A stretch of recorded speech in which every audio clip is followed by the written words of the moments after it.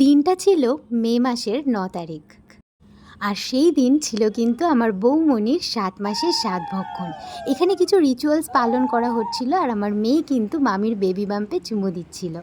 ছিল কিন্তু প্রচুর আইটেমস। এখানে ছিল আমার মায়ের নিজের হাতে বানানো কেক, তারপর ছিল পায়েস, মাছের মাথা দিয়ে ডাল, ৫ রকমের ফল, পোলাও, পাবদা মাছ, কাতলা মাছ, তারপর ভাজাভুজি তো আছেই ভাতের সাথে, তারপর ছিল চাটনি, পাঁপড়, মিষ্টি, জাস্ট প্রচুর প্রচুর আইটেমস। আমার মেয়ে কিন্তু বসে গেছে মামির সাথে আর এখানে আশীর্বাদ পর্ব চলছিল।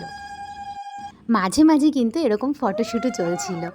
আশীর্বাদ পর্ব তো কন্টিনিউ চলছিল। আর এরপর যেটা করেছি সেটা হচ্ছে আমার আইডিয়া। দাদা আর বৌমণিকে নিয়ে কিন্তু আমি ছোট্ট কিছু ফটোশ্যুট করেছি। ওরা একদমই করতে চাইছিল না, বাট আমি কিন্তু জোর করে করিয়েছি। এইগুলোই তো আমাদের স্মৃতি, তাই না?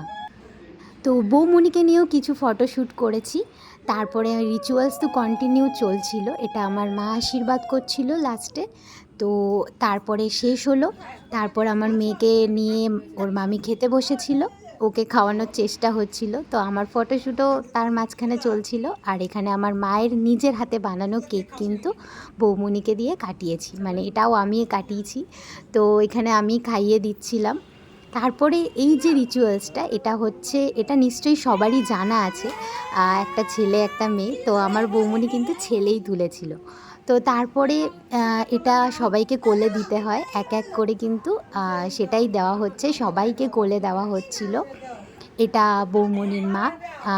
এরপর কিন্তু আমার মাকে দেওয়া হবে, এই যে আমার মাকে দেওয়া হচ্ছিল। তো এই রিচুয়ালসটা সত্যি খুবই মানে মিষ্টি একটা রিচুয়ালস। তো এক এক করে কিন্তু সবার কোলে এটা দেওয়া হচ্ছিল। মানে এটাকেই অ্যাকচুয়ালি একটু মানে বেবি হিসাবে তো ধরা হয়ে সবাই জাস্ট একটু মজা করা হচ্ছিল সবাই মিলে।